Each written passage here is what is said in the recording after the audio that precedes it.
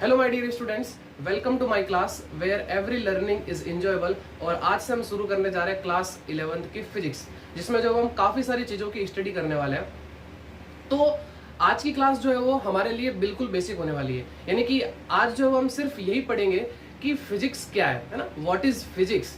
Physics का जो है वो टेक्नोलॉजी के साथ में क्या रिलेशन है, फिजिक्स का मैथमेटिक्स के साथ में क्या रिलेशन है, ठीक है। और साथ में ये भी पढ़ेंगे कि फिजिक्स का स्कोप क्या है। स्कोप का मीनिंग है कि हम 11th और 12th में क्या क्या चीजें पढ़ने वाले हैं, यानी कि कुल मिला के मैं ये कहना चाहता हूँ कि स्कोप में हम यही चीजें पढ़ेंगे कि 11th और 12th का जो सिलेबस है उसका ओवरव्यू क्या है, ठीक है ना। तो कुल मिला के हम जो है वो 11th और 12th के जो सिलेबस का हम ओवरव्यू करने वाले हैं।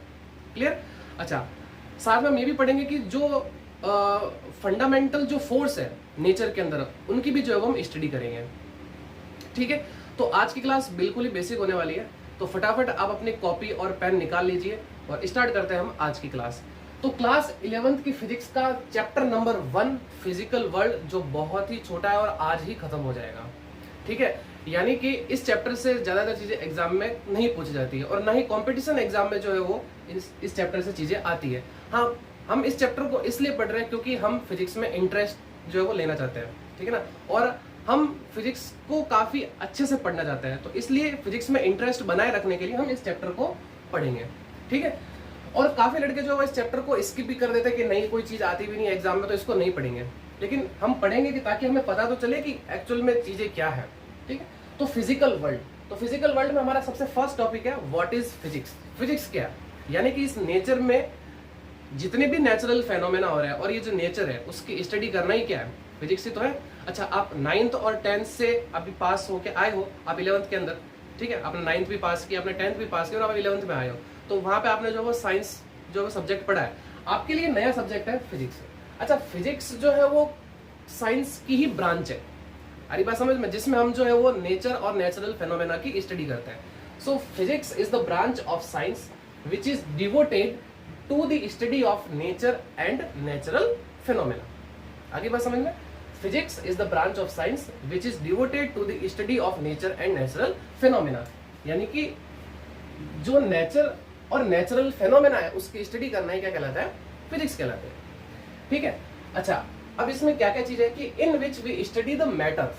अच्छा, ये मैटर क्या चीज है, मैटर को हम ये भी बोल सकते हैं मटीरियल या सब्सटेंस, ठीक है ना। किसी मटीरियल किसी सब्सटेंस की स्टडी करना, ठीक है। And all forms of energy, जितनी भी टाइप्स की एनर्जी है ना, जितने भी फॉर्म जो एनर्जी है, यानी कि काइनेटिक एनर्जी हो गई, पोटेंशियल एनर्जी हो गई, इलेक्ट्रिकल एनर्जी हो गई, मैकेनिकल एनर्जी हो गई, जितनी भी एनर्जी है उन सभी का स्टडी करना। And there interaction with matter, in energies का इन मटेरियल के साथ में जो है वो क्या रिलेशन होता है या क्या उनका जो इंटरेक्शन होता है उसकी स्टडी जो है वो हम करेंगे। अच्छा, एनर्जी के लिए बता दूं कि ये जब हमारा चैप्टर आएगा वर्क एनर्जी वाला, हम जो है वो उसमें जितने भी एनर्जी है उसके बारे में पढ़ेंगे, ठीक है।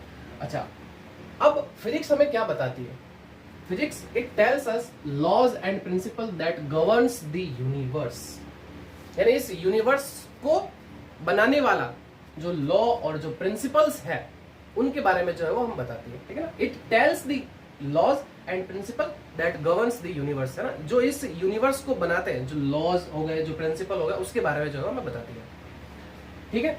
अच्छा, और क्या चीजें बताती है हमें फिजिक्स, तो it tells us why and how, ये सबसे इंपॉर्टेंट है। It tells us why and how things behave, यानी कि जो भी चीजें हो रही है वो क्यों हो रही है और कैसे हो रही है उसके बारे में बताती है। और साथ में हमें ये भी बताती है, it helps us to predict future of things, इससे जो है वो हम फ्यूचर भी जो है वो प्रिडिक्ट कर सकते हैं। यानी कि फॉर एग्जांपल, जैसे कि मेरे पास में ये मार्कर है, ठीक है ना, अब इस मार्कर को मैंने छोड़ा तो ये नीचे गिरा, अरे बात, अब ये नीचे क्यों गिरा, कैसे गिरा, तो सबसे पहले हमारे पास में वाई, नीचे क्यों गिरा, तो आपको इसका आंसर पता चल गया होगा कि ग्रेविटी की वजह से गिरा, ड्यू टू ग्रेविटी। अच्छा, हाउ, कैसे, इसका मतलब है कि किस स्पीड के साथ में गिरा, किस वेलोसिटी के साथ में गिरा, क्या इसका एक्सेलरेशन था वो, ठीक है। अब उसके बाद में ये बताता है कि हमें helps us to predict future of things, इससे हम जो फ्यूचर कैसे प्रेडिक्ट कर सकते हैं।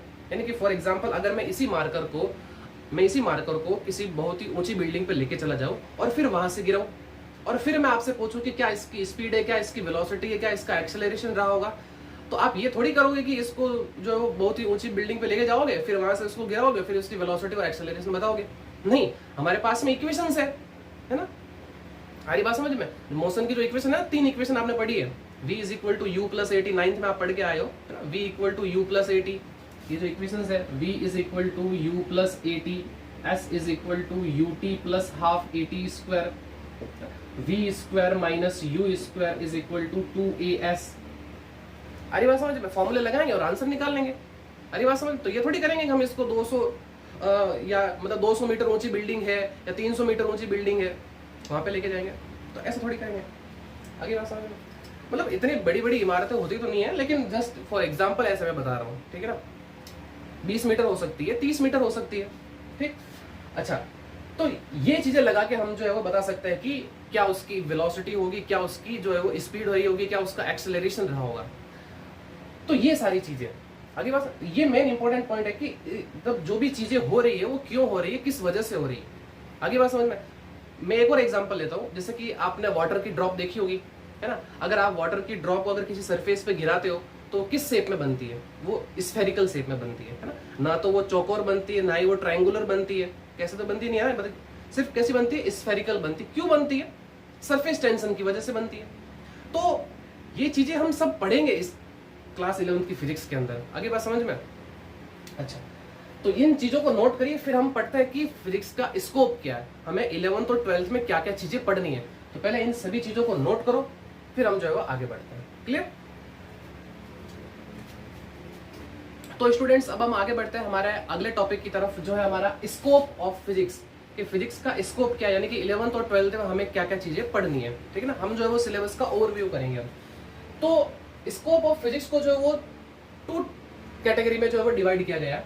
यानी कि फर्स्ट है हमारे पास में एक तो मैक्रोस्कोपिक, और दूसरा है हमारे पास में क्या? माइक्रोस्कोपिक।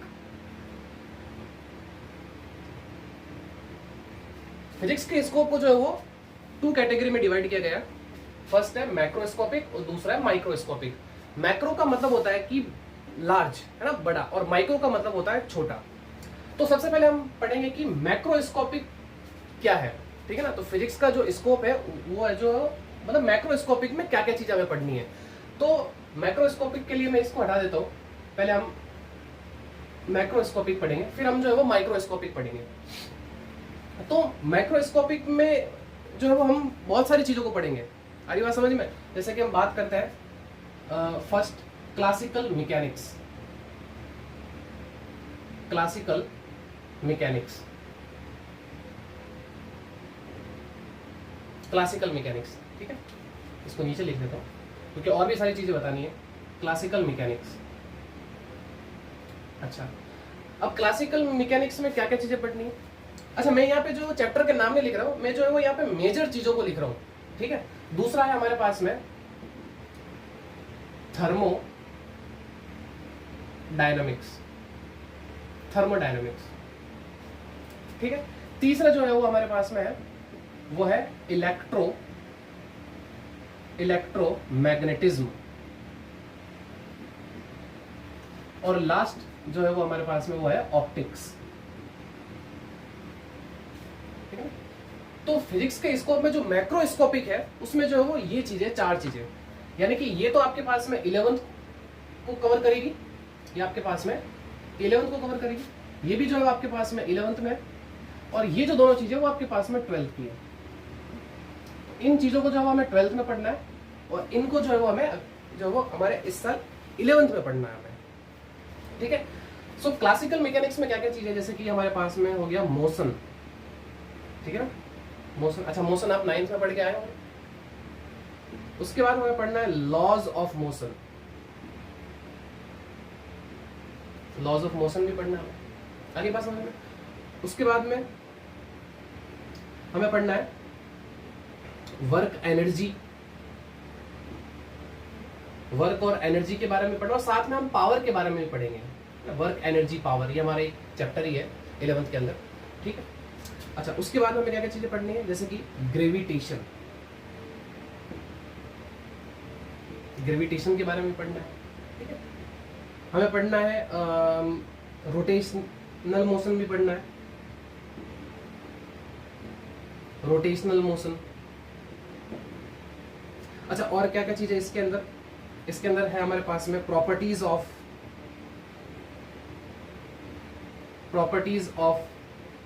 सॉलिड, और क्या क्या है? Properties of fluid. आगे बात समझ में? प्रॉपर्टीज ऑफ फ्लूइड, और क्या क्या चीजें इसमें? ये हम सारी चीजें वो क्लासिकल मैकेनिक्स की बात कर रहा हूं मैं, ठीक है ना, ये चीजें। उसके बाद हमारे पास में आ गया ऑसिलेटरी मोशन, ऑसिलेटरी मोशन। उसके बाद में हमारे पास में है वेव मैकेनिक्स। तो ये सारी चीजें जो है वो क्लासिकल मैकेनिक्स के अंदर है। आगे बात समझ में? ये मैंने चैप्टर के नाम नहीं लिखा है, मेजर चीजें लिखी है कि हमें ये इन चीजों की स्टडी करनी है क्लासिकल मैकेनिक्स के अंदर। आगे बात समझ में ना? थर्मोडायनेमिक्स में क्या क्या चीजें, जैसे कि हीट क्या होती है ना, टेम्परेचर क्या होता है, टेम्परेचर, हीट, टेम्परेचर। आगे बात समझ में कि हीट जो है वो कैसे, या हम ये भी बोल सकते हैं कि हीट जो है वो कैसे ट्रांसफर होती है, हीट ट्रांसफर, हीट ट्रांसफर। अच्छा, साथ में हम जो है वो laws of thermodynamics, laws of thermodynamics, ये भी पढ़ने वाले हैं इसके अंदर। उसके साथ में हम क्या पढ़ने वाले हैं? इसमें हम हीट इंजन को भी पढ़ने वाले हैं, हीट इंजन। आगे पास। अच्छा, थर्मोडायनेमिक्स आपके फिजिक्स में भी है और केमिस्ट्री में भी है, ये चीज का भी ध्यान रखना, ठीक है। तो ये जो चीजें है वो हमें 11th के अंदर कवर करनी है। अब बात आ जाती है इलेक्ट्रोमैग्नेटिज्म। इलेक्ट्रोमैग्नेटिज्म में क्या क्या है? इसमें हमें क्या चीज की स्टडी करनी है? इसमें हमें स्टडी करनी है चार्ज की स्टडी करनी है। किसकी स्टडी करनी है? चार्ज की स्टडी करनी है, ठीक है ना। इलेक्ट्रोस्टैटिक्स, इलेक्ट्रोडायनामिक्स, वो सारी चीजें आएंगी ना। चार्ज रुका हुआ है तो कैसे बिहेव करता है ना। जब चार्ज जो चल रहा है तो वो कैसे बिहेव करता है। चार्ज मतलब जैसे कि आपको पता होगा ना, इलेक्ट्रॉन, प्रोटॉन, न्यूट्रॉन, ये सभी चार्ज ही तो है। अच्छा, साथ में हम इसमें क्या पढ़ेंगे? करंट पढ़ेंगे। और क्या पढ़ेंगे? हम पढ़ेंगे करंट की जो डिवाइसेस है वो क्या क्या है ना, करंट डिवाइसेस क्या क्या है। अरे बात समझ ये चीज। और हम क्या पढ़ेंगे? मैग्नेटिज्म पढ़ेंगे।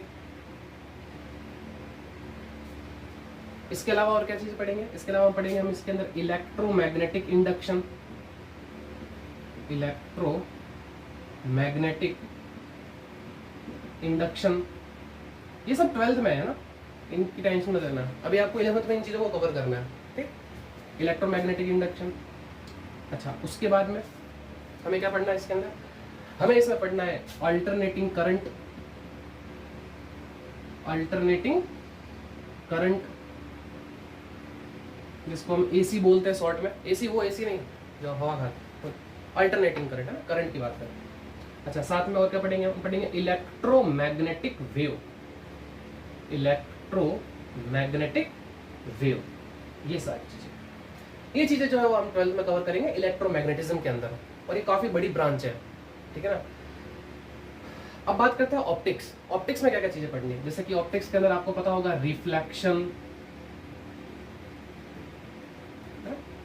रिफ्रैक्शन। उसके अलावा जैसे कि हम क्या पढ़ेंगे? प्रिज्म के बारे में पढ़ेंगे, प्रिज्म। और पढ़ेंगे हम क्या? ऑप्टिकल इंस्ट्रूमेंट क्या क्या है, ठीक है ना। ऑप्टिकल इंस्ट्रूमेंट, ऑप्टिकल इंस्ट्रूमेंट मतलब जैसे कि माइक्रोस्कोप, टेलीस्कोप, है ना, वो सारी चीजें। और क्या पढ़ेंगे इसके अंदर? इसमें पढ़ेंगे इंटरफेरेंस, इंटरफेरेंस। और पढ़ेंगे हम इसमें क्या? डिफ्रैक्शन, ये डिफ्रैक्शन। और क्या पढ़ेंगे हम? Polarisation, polarisation. मतलब जो फिजिक्स का स्कोप है, जो 2 पार्ट में डिवाइड किया गया है, ये सारा मैक्रोस्कोपिंग है। मैक्रो का मतलब मैंने आपको पहले ही बताया था, लार्ज, बड़ा। तो ये पूरा स्कोप जो है वो कौन सा? मैक्रोस्कोपिक है, जिसमें ये चीजें हमें 11th में कवर करनी है, ये चीजें हमें 12th में कवर करनी है, ठीक है। तो ये सारा पार्ट आपके पास में ये 12th का है, 3rd और 4th। और ये आपके पास में 11th का है, ठीक है। तो ये चीज़ें हमें जो है वो 11th में कवर करनी है। तो हम जब मैं इसको स्टार्ट करूँगा तो सारी चीज़ें जो है वो हम कवर कर लेंगे। तो अब हम इसके बाद में पढ़ेंगे माइक्रोस्कोपिक क्या है, ठीक है। तो पहले आप इसको नोट करिए, फिर मैं बता दूँ माइक्रोस्कोपिक क्या है। तो माइक्रोस्कोपिक तो बहुत छोटा सा है, ठीक है, जैसे हम एटम, न्यूक्लियस, ठीक है ना, फोटोन वगैरह की स्टडी करते हैं। तो पहले ये नोट करो, फिर हम आगे बढ़ते हैं। तो स्टूडेंट्स अब हम बात करते हैं दूसरी कैटेगरी की। जो हमारे पास में सेकंड कैटेगरी थी वो कौन सी थी? माइक्रोस्कोपिक। माइक्रोस्कोपिक, अच्छा माइक्रोस्कोपिक क्या क्या चीज है? माइक्रो का मतलब छोटा है ना, तो यहाँ हम बात करेंगे क्वांटम फिजिक्स की।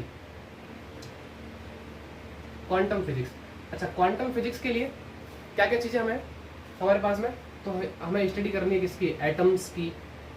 एटम बहुत ही छोटा होता है, हमें पढ़ना है क्या? न्यूक्लियस क्या है, नेचर ऑफ इलेक्ट्रॉन क्या है, नेचर ऑफ इलेक्ट्रॉन क्या है, इसी के साथ में नेचर ऑफ फोटोन क्या है। अच्छा ये नया है आपके लिए ना, फोटोन नया नाम है। फोटोन का मतलब होता है लाइट का पार्टिकल है ये, ठीक है? ये हम जो है वो 12th में पढ़ेंगे इसके बारे में, नेचर ऑफ फोटोन, ठीक। अच्छा इसके साथ में और क्या चीज है, जैसे कि सेमीकंडक्टर, आप नाम सुना होगा, कंडक्टर, इंसुलेटर। तो एक और होता है क्या? सेमीकंडक्टर, ठीक है ना। तो जितने भी टेक्निकल जो चीजें हैं जैसे लैपटॉप वगैरह में है ना, कंप्यूटर वगैरह में सेमीकंडक्टर का यूज होता है, ठीक। तो इसकी भी हम स्टडी डिटेल में करेंगे 12th के अंदर। तो ये है माइक्रोस्कोपिक। माइक्रो का मतलब छोटा, तो छोटी चीजों की जो हम स्टडी करते हैं उसको हम क्या बोलते हैं? माइक्रोस्कोपिक, ठीक है ना। और माइक्रोस्कोप में कौन सी? क्वांटम फिजिक्स की जो है वो हम स्टडी करते हैं, ठीक है। इसमें atom, nucleus, nature of electron, nature of photon, semiconductor etcetera, ठीक। तो ये तो हो गया क्या? Scope of physics. नाउ अब हम आगे बात करते हैं physics in relation to technology. Physics का टेक्नोलॉजी के साथ में क्या रिलेशन है, ये भी तो पढ़ लेते हैं साथ में हम। तो जितने भी फंडामेंटल लॉ है फिजिक्स से, उससे जो है वो हमने काफ़ी सारी चीज़ें जो है वो हमने डेवलप कर ली है। जैसे कि हम बात करें फंडामेंटल लॉज के साथ में, हमने जो है वो इलेक्ट्रिसिटी एंड पावर बना ली है, सारा फिजिक्स से इलेक्ट्रिसिटी एंड पावर, ये भी। और दूसरा और ले सकते हो आप क्या? वायरलेस कम्युनिकेशन,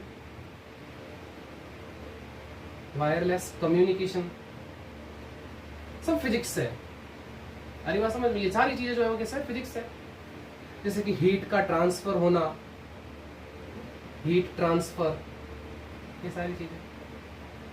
आगे बात समझ में? और क्या चीजें? जैसे कि टेक्निकल डिवाइसेस, यहाँ लिख लेते हैं टेक्निकल डिवाइसेस।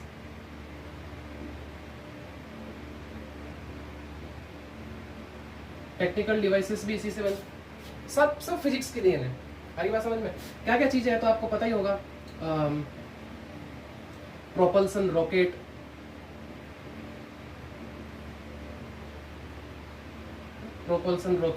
और क्या क्या चीजें जैसे कि एरोप्लेन्स, और क्या बोल सकते हैं? कंप्यूटर, लैपटॉप, और क्या हो सकता है? मोबाइल, और क्या हो सकता है? कैलकुलेटर्स, सब फिजिक्स से। अरे बात समझ में? जितनी भी टेक्नोलॉजी है सब फिजिक्स के साथ में रिलेशन रखती है, ठीक है ना। और क्या हो सकता है? जैसे कि रडार ले लो आप, बहुत सारी चीजें एक्सेट्रा यहाँ पे लिख सकता हूँ। सब टेक्नोलॉजी जो है वो किसके साथ में है? फिजिक्स के जो साथ जो है रिलेशन रखती है, ठीक है। तो ये चीजें थी, है ना। तो हमने क्या क्या पढ़ लिया? हमने जो है वो फिजिक्स के बारे में पढ़ लिया कि फिजिक्स क्या है, हमने फिजिक्स का स्कोप पढ़ लिया है, हमने फिजिक्स का टेक्नोलॉजी के साथ में रिलेशन पढ़ लिया है, और फिजिक्स का जो है वो मैथमेटिक्स के साथ में भी बहुत अच्छा रिलेशन है ना। बिना मैथमेटिक्स के फिजिक्स भी अधूरी है, ध्यान रखना, और बिना फिजिक्स के मैथमेटिक्स भी अधूरी है। तो इन दोनों का भी जो है वो आपस में रिलेशन है, ठीक है ना। बहुत सारे इक्वेशंस जो है वो है ना, जितने भी स्पेस मिशन होते हैं उसमें जो है वो बहुत सारे इक्वेशंस की जरूरत पड़ती है, तो वो सब मैथमेटिक्स से होती है। तो बिना मैथमेटिक्स के फिजिक्स भी अधूरी है, ध्यान रखना। अगली बात समझ में? तो ये है आपके पास में स्कोप ऑफ फिजिक्स, और फिजिक्स का रिलेशन है किसके साथ? टेक्नोलॉजी के साथ में। तो इस चीज को नोट करिए, फिर हम आगे बढ़ते हैं। हम ये पढ़ेंगे कि इस नेचर के अंदर जितने भी फंडामेंटल जो है वो फोर्स है वो क्या क्या है ना। कि मतलब जो फंडामेंटल फोर्स है जो वो कितने टाइप की है। तो पहले ये नोट करिए, फिर हम आगे बढ़ते हैं। तो चलिए अब हम बात कर लेते हैं कि कुछ फंडामेंटल जो फोर्सेस है इस नेचर के अंदर वो क्या है। तो 4 टाइप्स की जो फंडामेंटल फोर्सेस है। फर्स्ट है ग्रेविटेशनल फोर्स, नाम सुना ही होगा आपने। फिर है वीक न्यूक्लियर फोर्स, उसके बाद में आपके पास में इलेक्ट्रोमैग्नेटिक फोर्स, और फिर उसके बाद में आपके पास में स्ट्रॉन्ग न्यूक्लियर फोर्स। आगे बात समझ में। और मैंने ये बिल्कुल इनको जो रेंज में लिखा है ना, जैसे कि मैंने पहले ये लिखा ग्रेविटेशनल फोर्स, फिर लिखा मैंने वीक न्यूक्लियर, फिर लिखा इलेक्ट्रोमैग्नेटिक, फिर लिखा स्ट्रॉन्ग न्यूक्लियर। तो सबसे स्ट्रॉन्ग फोर्स कौन सी होती है? Strong nuclear force. और सबसे वीक कौन सी होती है आपके पास में? Gravitational force. ठीक है ना। तो मैंने इनकी स्ट्रेंथ के हिसाब से जो है वो मैंने इनका जो लिखा है, ठीक है ना। तो इनका इंक्रीजिंग ऑर्डर है। तो सबसे पहले हम फर्स्ट बात कर लेते हैं कि ग्रेविटेशनल फोर्स क्या है। तो इसके बारे में हम जो है वो 11th में डिटेल में पढ़ेंगे ग्रेविटेशन वाले चैप्टर में। हालांकि इसका जो है वो थोड़ा सा ओवरव्यू बता देते हैं क्या है। तो ग्रेविटेशनल फोर्स जो है वो एक्ट करती है between 2 masses in the universe, in this universe, है ना। कोई भी 2 मास है, उनके बीच में हमेशा क्या लगती है? ग्रेविटेशनल फोर्स लगती है। और वो हमें दिखाई नहीं देती है, क्योंकि ये क्या है? सबसे वीक फोर्स है, इसलिए जो हमें दिखाई नहीं देती है। जैसे कि मार्कर और बोर्ड, ये 2 मास है, इनके बीच में भी ग्रेविटेशनल फोर्स है, लेकिन दिखाई नहीं देते। क्यों? क्योंकि वीक फोर्स है। It is long range force. और एक बात तो ये कि ये लॉन्ग रेंज फोर्स है। आ रही बात समझ में? कि जैसे मैं बात करूं कि स्टार और अर्थ के बीच में जो फोर्स लग रही है वो कौन सी है? ग्रेविटेशनल फोर्स है ना। प्लैनेट और मैं बात करूं सन के बीच में जो फोर्स है वो कौन सी? Gravitational force. तो ये चीज। तो और तीसरी, तो इसका अगला पॉइंट है इट इज वीकेस्ट फोर्स। ये सबसे वीक फोर्स है। और it does not require any medium. इसको किसी मीडियम की जरूरत नहीं पड़ती है। हरी बात समझ में? इस फोर्स के लिए हमें किसी मीडियम की जरूरत नहीं पड़ती। किसी भी मीडियम में जो है वो ये फोर्स जो वैलिड है, ठीक है ना। लगती ही लगती है। नेक्स्ट, उसके बाद हम बात करते हैं दूसरा, वीक न्यूक्लियर फोर्स। फर्स्ट हो गया हमारे पास में कौन सा? Gravitational force. दूसरा हमारे पास में वीक न्यूक्लियर फोर्स। अच्छा, ये किसके बीच में लगता है? ये लगता है न्यूट्रिनो एंड अदर पार्टिकल। अब ये नया टर्म है हमारे पास में, न्यूट्रिनो। ये न्यूट्रिनो कहाँ मिलता है हमें?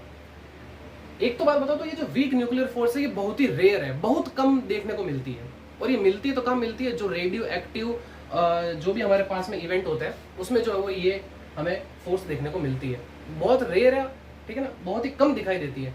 न्यूट्रिनो, जैसे कि आपने सुना होगा अल्फा बीटा गामा, नाम तो सुने होगा ना, ठीक है ना। अल्फा बीटा डीके, तो जो बीटा डीके होता है ना इन सम न्यूक्लियर इवेंट्स लाइक जैसे कि बीटा डीके, उसमें जो है वो हमें ये फोर्स देखने को मिलती है।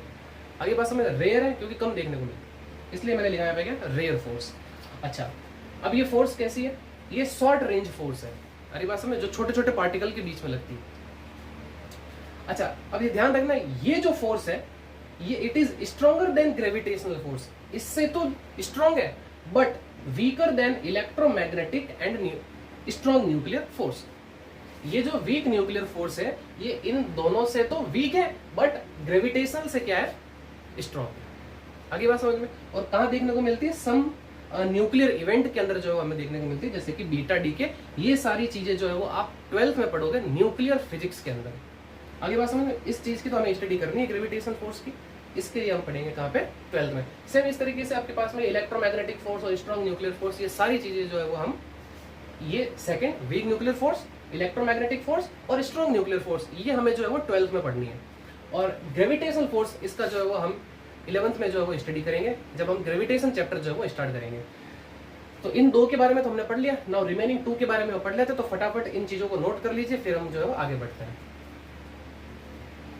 तो स्टूडेंट्स, अब जो है वो हम 2 रिमेनिंग फोर्स जो बाकी रह गई हम उनकी भी स्टडी कर लेते हैं, है ना। थोड़ा सा ओवरव्यू देख लेते हैं, बाकी डिटेल में तो हमें पढ़ना ही है आगे। तो तीसरी हमारे पास में इलेक्ट्रोमैग्नेटिक फोर्स, ये भी 12th में पढ़नी है। अब ये कहाँ एक्ट करती है? It acts between charges. जो चार्ज होते हैं उनके बीच में जो है वो एक्ट करती है, ठीक है। जैसे कि इलेक्ट्रॉन हो गया, प्रोटॉन हो गया, ऐसे। Now it does not require any medium. जैसे ही ग्रेविटेशनल फोर्स को किसी मीडियम की रिक्वायरमेंट नहीं होती है, इस तरीके से इलेक्ट्रोमैग्नेटिक फोर्स को भी किसी मीडियम की रिक्वायरमेंट नहीं होती है। Now it is also long range force. अरे बात समझ में। ये भी क्या है? एक लॉन्ग रेंज फोर्स है। जैसे ग्रेविटेशनल फोर्स क्या थी? लॉन्ग रेंज थी। इस तरीके से ये भी क्या है? लॉन्ग रेंज फोर्स है। अरे बात समझ में। अच्छा, नेक्स्ट आगे आपके पास में it is both attractive and repulsive. हरी बात समझ में? ये कौन सी है? अट्रैक्टिव भी है और रिपल्सिव भी है, और इसके लिए फोर्स का फॉर्मूला भी है, F is equal to K Q1 Q2 upon R square. ये K कांस्टेंट है, Q1 और Q2 क्या हमारे पास में चार्ज है, और ये R क्या है? इन दोनों चार्ज के बीच की डिस्टेंस है। यानी कि इसके बारे में हम 12th में पढ़ेंगे। आगे बात समझ में? ये फोर्स का फॉर्मूला भी वहां पे आएगा जो कूलम्स लॉ के नाम से जाना जाता है। इस तरीके से ग्रेविटेशनल जो हमारे पास में फोर्स थी उसका फॉर्मूला होता है, आपने देखा भी होगा, आपने पढ़ा भी होगा 9th के अंदर, F is equal to G m1 m2 upon R square. ये m1 और m2 क्या है? दो मास है, ठीक है, और R क्या है? दोनों मास के बीच की डिस्टेंस है, और ये G क्या है? Gravitational constant. इसके बारे में आपने पढ़ा, ये हम 12th में पढ़ेंगे। आगे बात, तो इन दोनों का भी आपस में कुछ रिलेशन है, ठीक है ना, उसके बारे में भी स्टडी करेंगे। नेक्स्ट लास्ट हमारे पास में finally strong nuclear force, and last it acts between neutron neutron pair, proton proton pair and proton neutron pair. आगे बात समझ में? ये इनके बीच में लगती है और सबसे स्ट्रॉन्ग फोर्स होती है। आगे बात समझ में? अच्छा, ये भी क्या है? एक शॉर्ट रेंज फोर्स है। जैसे कि आपके पास में न्यूक्लियर फोर्स जो होती है वो हमेशा शॉर्ट रेंज होती है, चाहे वो वीक हो चाहे वो स्ट्रॉन्ग हो, वो शॉर्ट रेंज होती है। और सबसे इंपॉर्टेंट चीज, it is only attractive force. ये सिर्फ और सिर्फ अट्रैक्टिव है, ठीक है ना, रिपल्सिव नहीं है, सिर्फ अट्रैक्ट करने का काम है, बिल्कुल स्ट्रॉन्ग अट्रैक्ट करती है। तो ये था हमारे पास में आज का टॉपिक जो हमने पढ़ा, फिजिकल वर्ल्ड। बहुत सारी चीजें हैं, तो जो चीज मेजर चीजें जो मुझे बतानी थी, जो एग्जाम में पूछी जा सकती है, जैसे कि ये पूछ लेता है कि फंडामेंटल फोर्सेस क्या है इस नेचर के अंदर, वो बताइए। तो 4 टाइप्स की होती है। एक्सप्लेन करने का बोले तो इन शॉर्ट आप इस तरीके से एक्सप्लेन भी कर सकते हो, इसको पूछ सकता है, ठीक है ना। तो ये चीजें हैं। हालांकि इस चैप्टर को जो वो काफी जने स्टूडेंट जो स्किप कर जाते हैं क्योंकि सोचते हैं कि एग्जाम में चीजें नहीं आती है। हाँ, मैं मानता हूँ कि कॉम्पिटिशन एग्जाम में भी इससे कोई क्वेश्चन नहीं आता है, लेकिन फिजिक्स में इंटरेस्ट लाने के लिए हमें ये चीज पढ़नी पड़ती है। आगे बात समझ में? तो आज की क्लास में इतना ही। Thank you so much. Next class में हम जो है वो हमारा अगला चैप्टर यूनिट एंड डायमेंशन वो स्टार्ट करेंगे। So thank you so much.